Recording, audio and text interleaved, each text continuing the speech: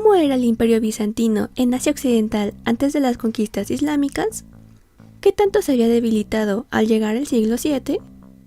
¿Cómo acabó por perder sus provincias en esa región? Porque hay muchas preguntas por resolver, acompáñenme a historizar. Hasta el principio del siglo VII, la región de Asia Occidental estuvo dominada por dos grandes imperios, el romano, luego bizantino al oeste, y el persa sasánida al este. La rivalidad entre ambos imperios era especialmente dura al sur del río Éufrates, en donde no había ninguna frontera firme entre los dos. En ese lugar, tanto los bizantinos como los sasánidas habían llegado a acuerdos con los principales clanes de los pueblos que habitaban el lugar, los beduinos árabes, los gasánidas y los lácmidas, con lo que ambos imperios parecían tener el control a largo plazo de todos sus dominios. En el caso del bizantino, en aquel momento controlaba el oriente de Siria, Palestina, Mesopotamia noroccidental, parte del actual norte de Irak, Egipto oriental y la Armenia bizantina, donde hacía frontera con el imperio persa. Para el imperio bizantino, sus fuertes instituciones y leyes, basadas en la gran codificación del emperador Justiniano, le habían otorgado por largo tiempo estabilidad y legitimidad a lo largo de todos sus territorios. Pero mientras más se acercaba el final del siglo VI, comenzaba a perder su estabilidad y a atravesar una serie de profundos cambios económicos y sociales. Tengo miedo.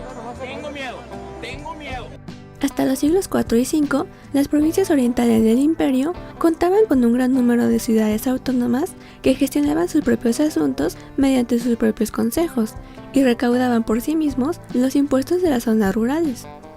Este sistema urbano había sido una de las bases de la prosperidad económica y cultural de esas provincias. Las ciudades florecieron, beneficiándose del comercio y la producción agrícola de los campos cercanos. Sin embargo, a medida que avanzaba el siglo V, esto comenzaría a transformarse profundamente, ya que para cuando inició el siglo VI, aquellas ciudades habían perdido su autonomía política y financiera. Sus consejos habían sido reemplazados por gobernadores nombrados directamente por las autoridades imperiales, y sus ingresos de impuestos habían sido reducidos al ser confiscados para el beneficio del tesoro imperial. ¡Hey! ¡Eso era mío! Luego, en ese mismo siglo, surgieron nuevos problemas para las ciudades de la Asia bizantina. En el año 541, una oleada de peste bubónica, conocida como la plaga de Justiniano, azotó por primera vez el imperio bizantino, la cual se repetiría con una frecuencia importante a lo largo de ese siglo y de principios del siguiente, lo que redujo la población en todas las provincias. Al mismo tiempo, muchos de los dominios bizantinos fuera de las principales ciudades de Europa Oriental se vieron en una posición vulnerable. Los persas lanzaron una serie de invasiones muy destructivas a las provincias sirias, llegando a consumar el saqueo de la gran ciudad de Antioquía en 540 y de Apamea en 573. Del otro lado, en Italia, la mayoría de las tierras que Justiniano había recuperado con tanto esfuerzo de los visigodos se perdieron para el imperio cuando los lombardos invadieron desde el norte en la segunda mitad del siglo VI, y más cerca de la capital, las provincias balcánicas fueron devastadas por los ataques y asentamientos de ávaros y eslavos. ¡Eso es malo! Estas catástrofes tuvieron un efecto importante para el imperio bizantino. En primer lugar, se debilitó mucho militarmente. La pérdida de la población y las constantes guerras redujeron considerablemente el ejército. El sistema conocido como limitanei de guardias fronterizos que realizaban el servicio militar a cambio de tierras fue abandonado en gran medida.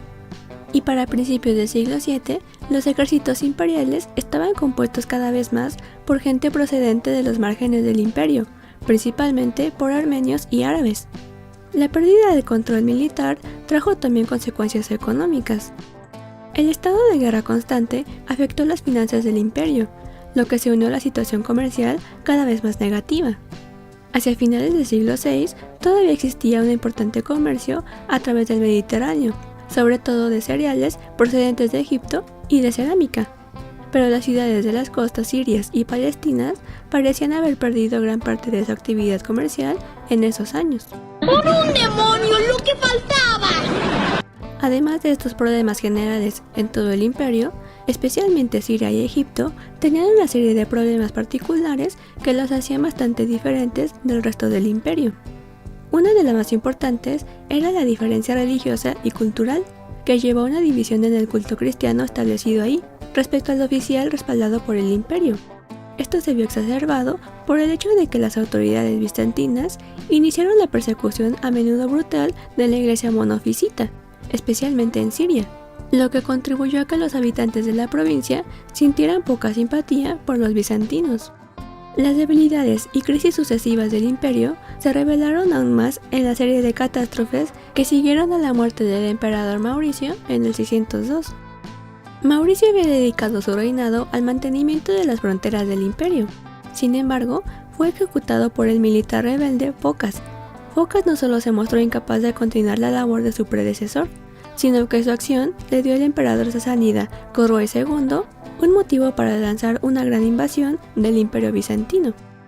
En las décadas de 610 y 620, los persas llegaron mucho más lejos que nunca. Fueron tomadas Antioquía y Jerusalén, y con ellas todas las provincias de Siria, Palestina y Egipto, y también gran parte de las tierras altas de Anatolia fueron devastadas por las incursiones. ¡Mira lo que hiciste, Barry! Como consecuencia, Focas fue derrocado por un soldado del norte de África, Heraclio. Heraclio fue mucho más eficaz y dirigió una expedición para derrotar a los persas.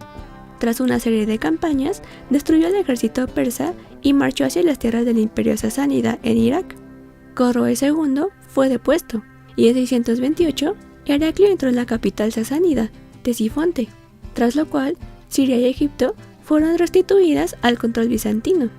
Sin embargo, los bizantinos no lograron regresar a su antigua posición. ¡Patricio, no funciona! Los largos años de guerra habían acelerado la tendencia hacia el declive demográfico y urbano. Muchas zonas que anteriormente estaban muy pobladas alrededor del desierto sirio estaban ahora casi desiertas, y había crecido en la región una generación que no tenía memoria del gobierno bizantino, por lo que es posible que tuvieran poca lealtad hacia el Estado bizantino. La organización militar y administrativa de las provincias recuperadas difícilmente pudo ser desarrollada, y no había grandes posibilidades de crear con éxito algún tipo de defensa local. Y además de todo, el conflicto religioso nunca pudo ser resuelto. Poco después, el avance del Islam comenzó a extenderse rápidamente. ¡Ya valió madres! Tras la muerte del profeta Mahoma en 632, unificados bajo el califato Rashidun, los ejércitos árabes comenzaron a invadir las provincias orientales bizantinas y persas, en donde la posición del imperio ya estaba muy debilitada por los problemas de los años anteriores. A partir de ese momento, la conquista de Asia Occidental por los árabes fue un proceso sorprendentemente rápido y eficaz. Estos ejércitos se movían muy rápidamente gracias a su armamento ligero y evitaban combates muy prolongados. Usaban tácticas de emboscada, desgaste y maniobras para debilitar a sus enemigos, más que enfrentarlos frontalmente. Además, estaban profundamente motivados, ya que creían que estaban luchando en una guerra santa, una yihad, convencidos de que combatir por el Islam les garantizaría una recompensa espiritual. Las conquistas también se vieron facilitadas por el descontento de las poblaciones en muchos de los territorios, y que vieron en los árabes una oportunidad de liberarse de las persecuciones religiosas.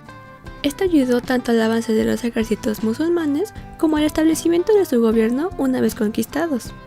De esa forma, hasta 642, los bizantinos habían perdido Siria, Palestina y Egipto, tres de sus provincias más ricas y estratégicamente importantes, y con ellos hasta 2/3 de los ingresos del imperio. El imperio sasánida, que también estaba debilitado y atravesando por crisis, de igual manera fue conquistado por las fuerzas árabes en 20 años. Todo terminó, señores. No tenemos escapatoria. El imperio bizantino al final logró sobrevivir a estos duros golpes, pero había quedado muy reducido en la extensión territorial, ahora que había perdido todos sus dominios en esa zona, y por primera vez desde su fundación, el imperio bizantino ya no podía considerarse una potencia dominante en Asia Occidental. Saludos y muchas gracias a Jorge Álvarez por ser miembro del canal. Gracias por tu apoyo. Gracias por ver el video de hoy. Los espero en la próxima ocasión para seguir respondiendo más preguntas históricas.